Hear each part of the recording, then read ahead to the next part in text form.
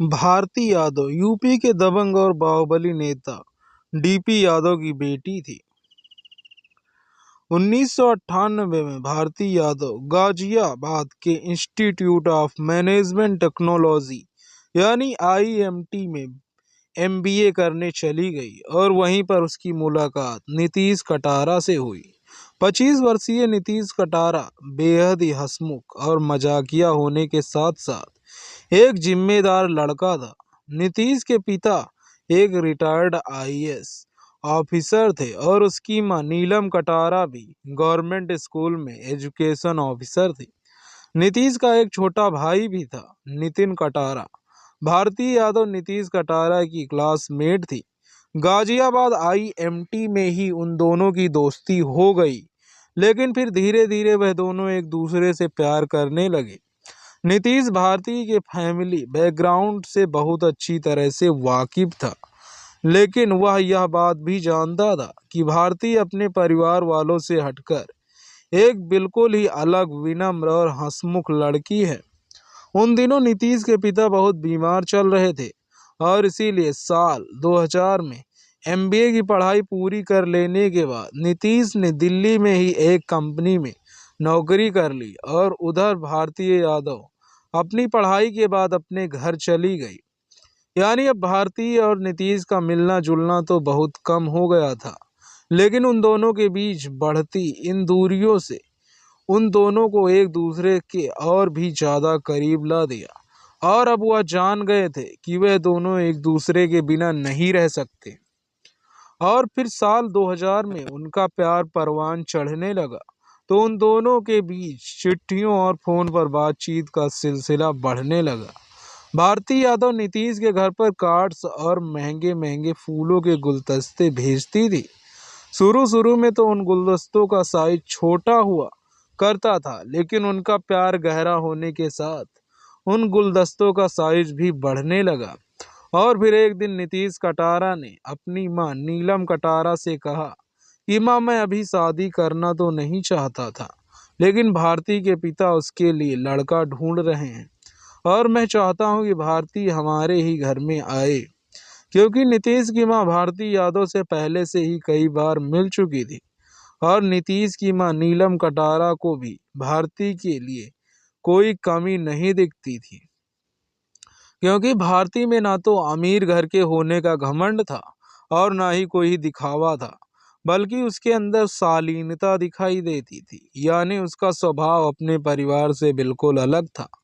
हालांकि जब नीलम कटारा को भारती यादव के फैमिली बैकग्राउंड के बारे में पता चला तो वह इस बात से थोड़ा डर गई थी कि पता नहीं भारती के परिवार वाले नीतीश और भारती के रिश्ते बारे में जानकर क्या रिएक्ट करेंगे, क्योंकि उस समय जयसिका लाल हत्याकांड में संलिप्त रहे भारती के भाई विकास यादव की खबर हर न्यूज़ चैनल्स और अखबारों में आती रहती थी।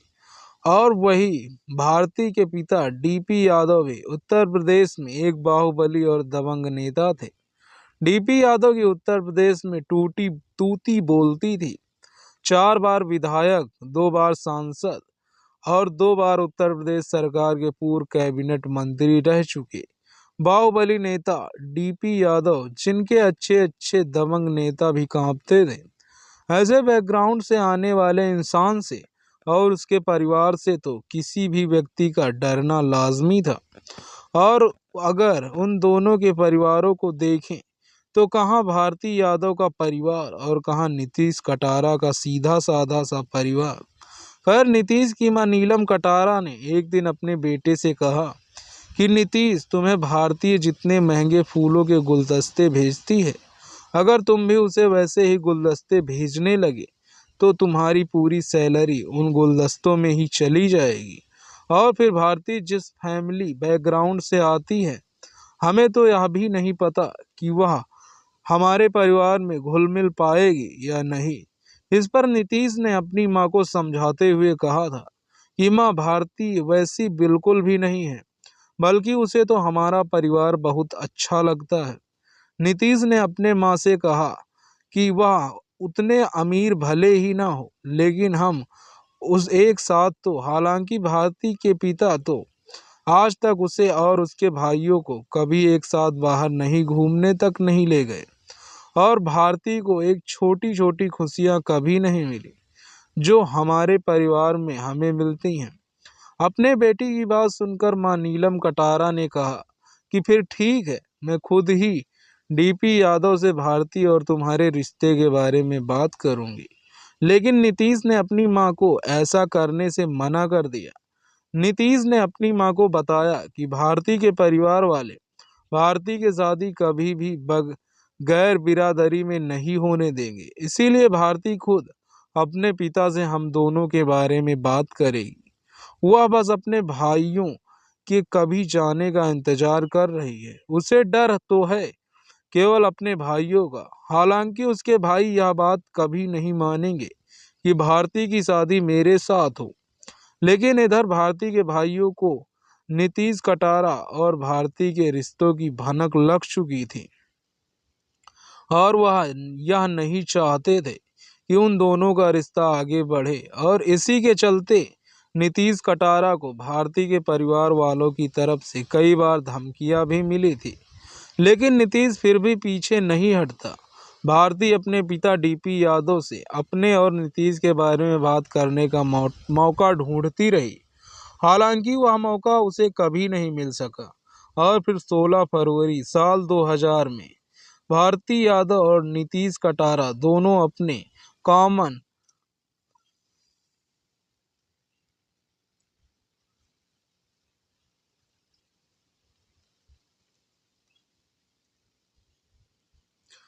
फ्रॉ शिवानी गौड़ की शादी में गाजियाबाद पहुंचे।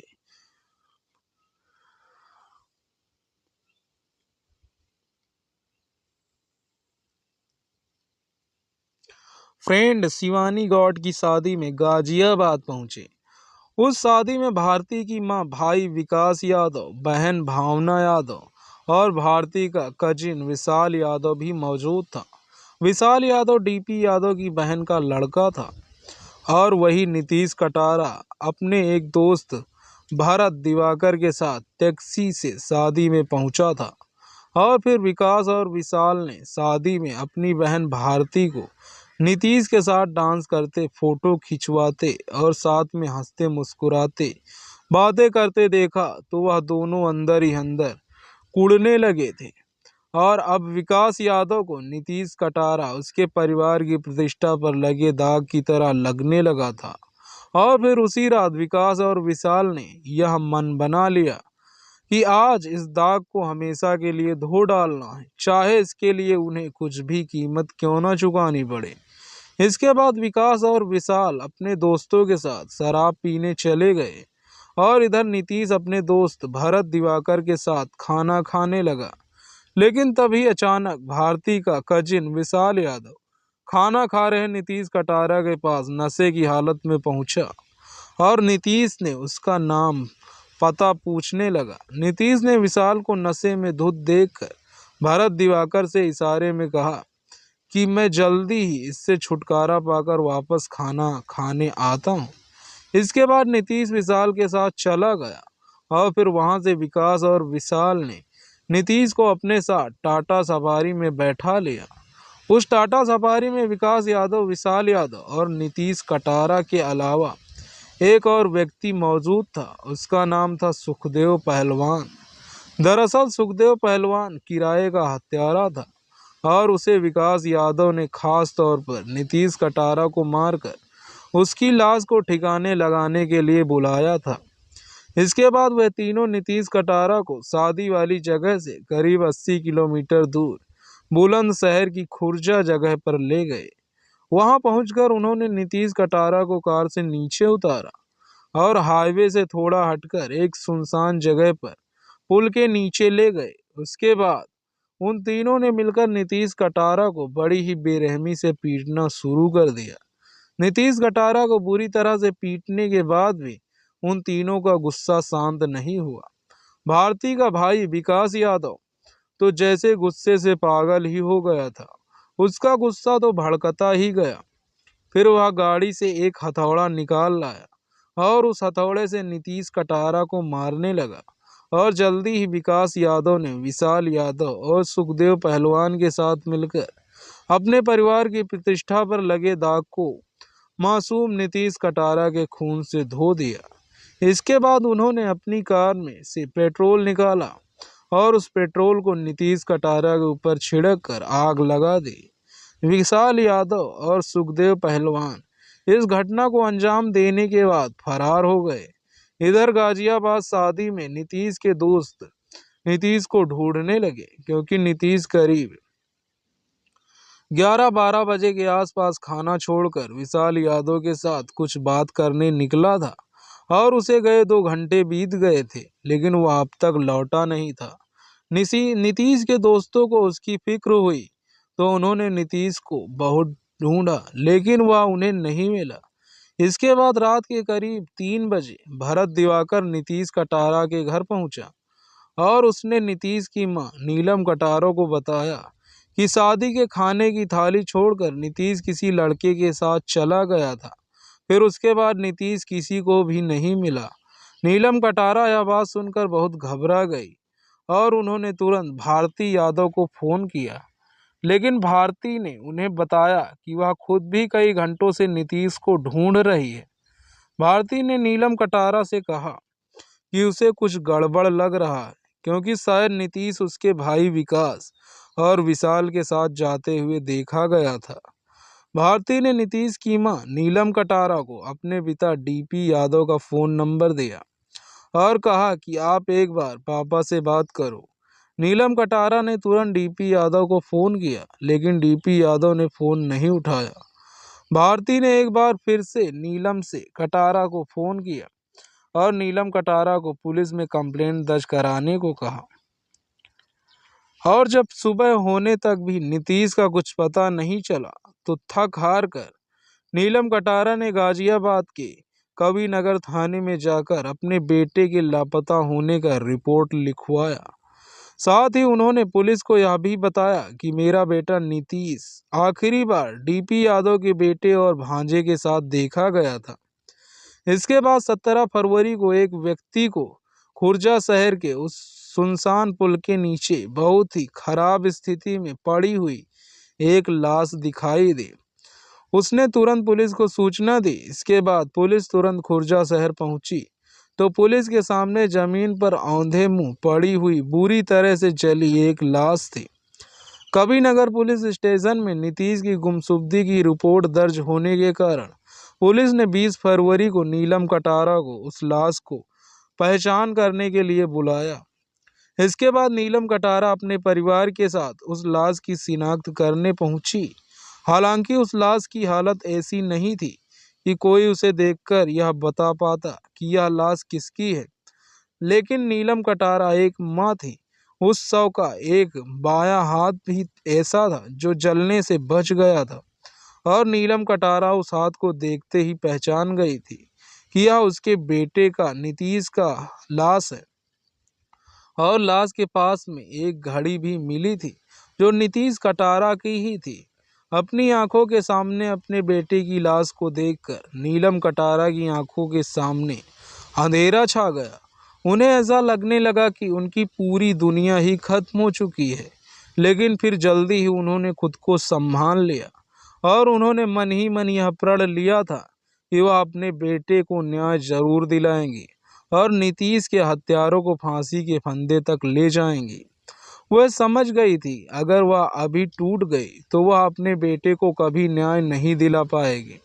नीलम कटारा ने उसी हालत में अपनी फैमिली डॉक्टर से पूछा कि दिल्ली में डीएनए टेस्ट कहाँ होता है, क्योंकि वह यह नहीं चाहती थी कि उनके बेटे का केस भी ऐसी लाल हत्याकांड की तरह न हो जाए जिससे फॉरेंसिक रिपोर्ट ही बदल दी गई थी। और उन्हें डर था कि दोषियों को बचाने के लिए कहीं लाश को ही न बदल दिया जाए, जिसके बाद डीएनए टेस्ट का कोई मतलब ही नहीं रह जाता। इसीलिए उन्होंने पुलिस से कहा कि यह लाश दिल्ली ले जाई जाएगी, न कि गाजियाबाद। और बड़ी कोशिशों के बाद नीतीश के शव को दिल्ली लाया गया।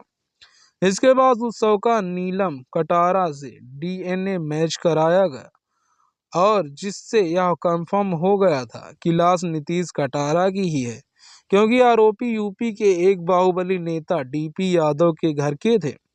इसीलिए जल्दी ही यह मामला मीडिया में फैल गया।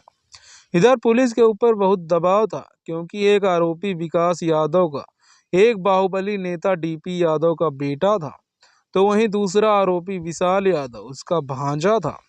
और दूसरी तरफ पुलिस इस केस को जल्दी सॉल्व करने का भी दबाव पड़ रहा था।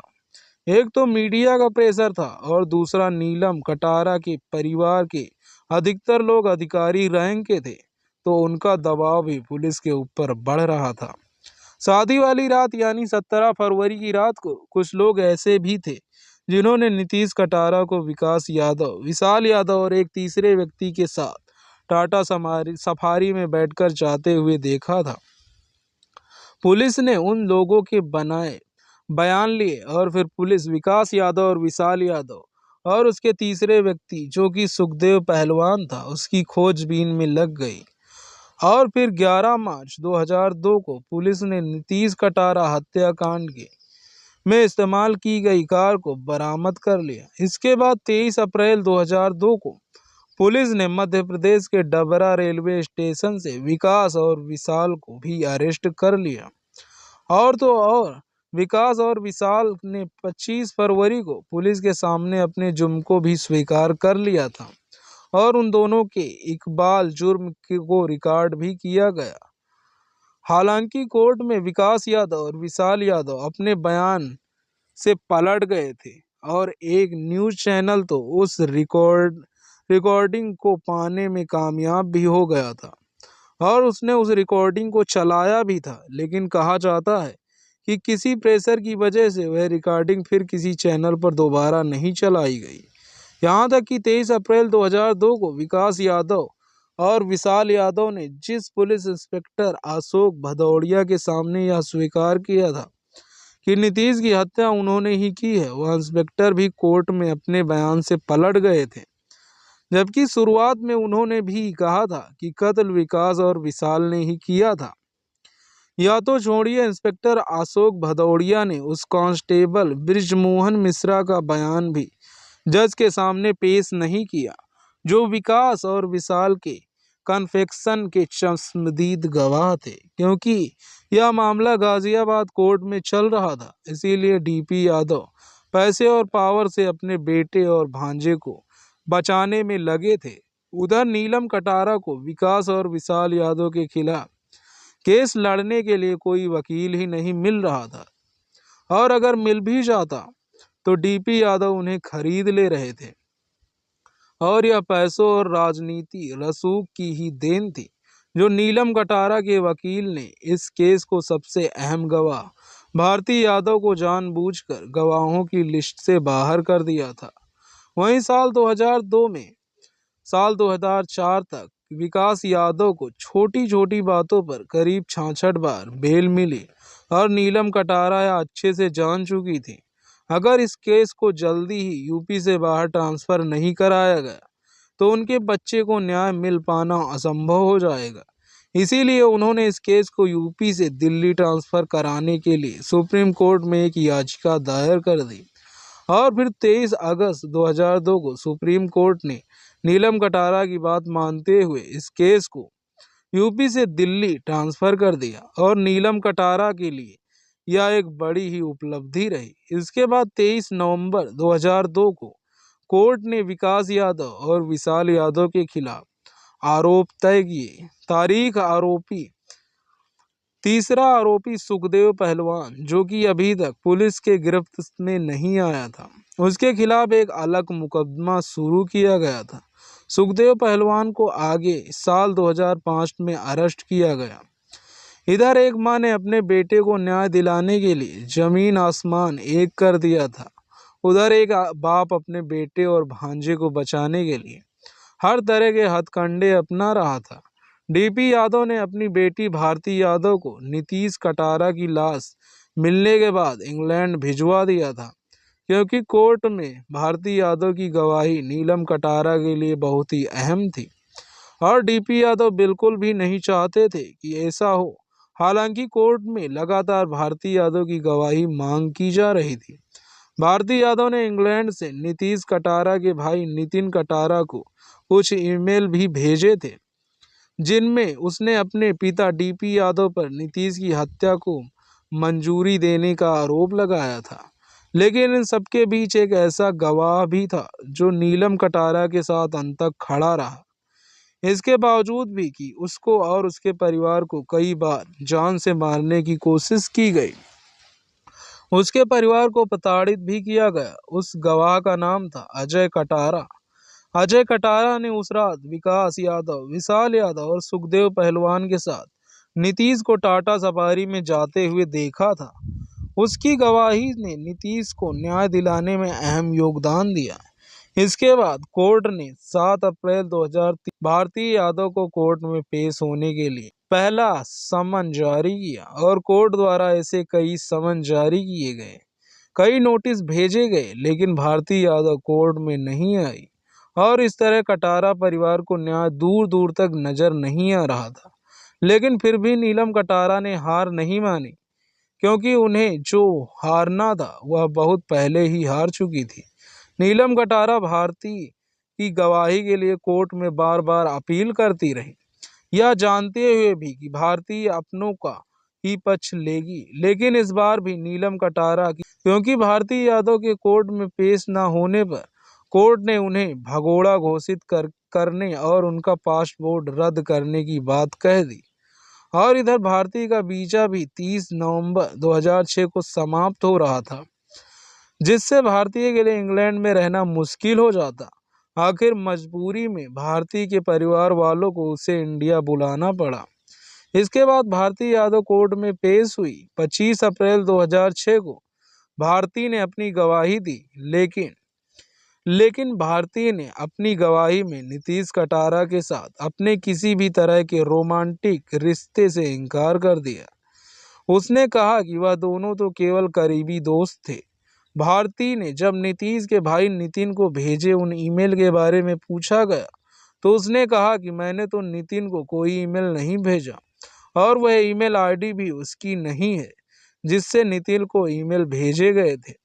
लेकिन उसने कोर्ट में यह जरूर मान लिया था कि उसने नीतीश कटारा को उपहार और कार्ड्स भेजे थे। इसके बाद 2 अप्रैल 2008 में निचली अदालत में इस केस को रोजाना सुनवाई शुरू कर दी और फिर 23 अप्रैल को इस मामले की सुनवाई पूरी हो गई। निचली अदालत ने नीतीश की हत्या को ऑनर किलिंग मानते हुए 28 मई को विकास यादव और विशाल यादव को दोषी करार दिया। फिर 30 मई 2008 को निचली अदालत ने अपहरण करने, हत्या करने और सबूत मिटाने के जुर्म में उन दोनों को उम्र कैद की सजा सुनाई, जिसमें विकास यादव और विशाल यादव को बिना किसी छूट के जेल में 30 साल कैद में बिताने पड़ते हैं। और वहीं 10 जुलाई 2011 को निचली अदालत ने नीतीश कटारा हत्याकांड के तीसरे दोषी सुखदेव पहलवान को भी उम्र कैद की सजा सुनवाई, जिसमें सुखदेव पहलवान को भी बिना किसी छूट के 25 साल कैद में रहना था। निचली अदालत के इस फैसले के बाद नीलम कटारा दोषियों के लिए फांसी की सजा की मांग को लेकर दिल्ली हाई कोर्ट में पहुंची और उधर विकास और विशाल भी उम्र कैद की सजा के खिलाफ हाई कोर्ट पहुंचे। लेकिन हाई कोर्ट ने भी लोअर कोर्ट के फैसले को ही सही ठहराया और यह माना कि नीतीश की हत्या ऑनर किलिंग ही थी। हाई कोर्ट में यह भी माना था कि यह अपराध रेयरेस्ट ऑफ रेयर की श्रेणी में आता है। लेकिन हाई कोर्ट ने अपराधियों को यह कहते हुए फांसी से बचा दिया कि दोषियों ने अभी भी सुधार की गुंजाइश है। और दिल्ली हाई कोर्ट में भी 2 अप्रैल 2014 को लोअर कोर्ट के फैसले को बरकरार रखते हुए विकास यादव और विशाल यादव को बिना किसी छूट के 30 साल कैद और सुखदेव पहलवान को भी बिना किसी छूट के 25 साल कैद की सजा सुना दी। लेकिन एक बार फिर से नीलम कटारा दोषियों को फांसी की सजा दिलाने के लिए सुप्रीम कोर्ट पहुंची, लेकिन सुप्रीम कोर्ट ने उनकी मांग को ठुकरा दिया। लोअर कोर्ट और हाई कोर्ट ने माना था कि यह मामला ऑनर किलिंग का था, लेकिन सुप्रीम कोर्ट ने ऐसा मानने से इनकार कर दिया। सुप्रीम कोर्ट ने यह भी कहा कि यह मामला रेयर ऑफ रेयर की श्रेणी में नहीं आता है। इसके बाद 3 अक्टूबर 2016 को सुप्रीम कोर्ट ने लोअर कोर्ट, हाई कोर्ट द्वारा दोषियों को दी गई सजा को कम करते हुए विकास और विशाल को बिना किसी छूट के 252 साल 52 की सजा, 25 साल की सजा और सुखदेव पहलवान को भी बिना किसी छूट के 20 साल की सजा सुनाई। खैर जो भी हो, अंत में सत्य की ही जीत हुई और एक माँ की जीत हुई। सलाम है ऐसी माँ को जो तमाम मुश्किलों और धमकियों के बावजूद भी अपने बेटे को न्याय दिलाने के लिए खड़ी रही। दोस्तों, इस घटना को सुनाने का उद्देश्य किसी का दिल दुखाना नहीं है, किसी को परेशान करना नहीं है, बल्कि आपको जागरूक करना है, आपको सचेत करना है। दोस्तों, इस पूरी घटना के बारे में आपकी क्या राय है, कमेंट बॉक्स में ज़रूर बताएं। अगर हमारी मेहनत आपको पसंद आई हो तो इस वीडियो को लाइक करके शेयर भी करें। अगर आपने अब तक हमारे इस चैनल क्राइम कहानी को सब्सक्राइब नहीं किया तो हमारे चैनल को सब्सक्राइब कर लीजिए। दोस्तों, मिलते हैं इसी तरह की अगली कहानियों में। तब तक के लिए हमें इजाज़त दें और आप सभी अपना ख्याल रखें। धन्यवाद।